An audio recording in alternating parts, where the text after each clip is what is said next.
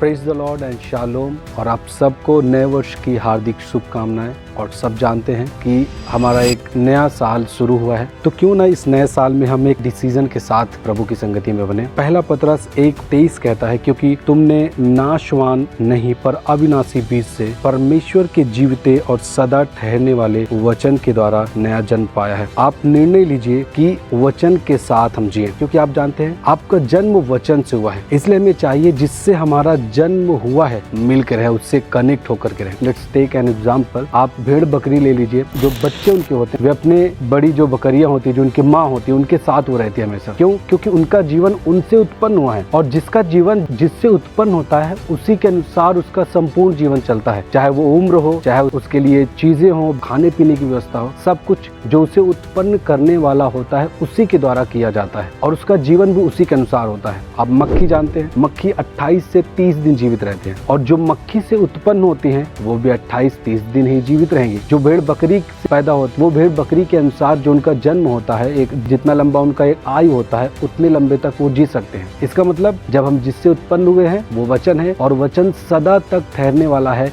इसका मतलब हम भी सदा ठहरने वाले व्यक्ति हैं, और हमारा जीवन यापन, हमारे लिए चीजें वचन से आएंगी, क्योंकि हमें उत्पन्न करने वाला वचन है। इसलिए मैं आपको कह रहा हूँ, अपने असफलताओं पे, अपनी कमजोरियों पे, अपनी परेशानियों पे इस साल आप प्रभु के वचनों को बोलना शुरू करें। देखें आपकी परिस्थिति पूरी तरीके से बदल जाएगी। मैं आपको ये वायदा करता हूँ इस नए साल में। तो प्रभु आपको ब्लेस करे, वचन के साथ बने रहे, प्रभु आपको बहुत बढ़ाएगा। आमीन।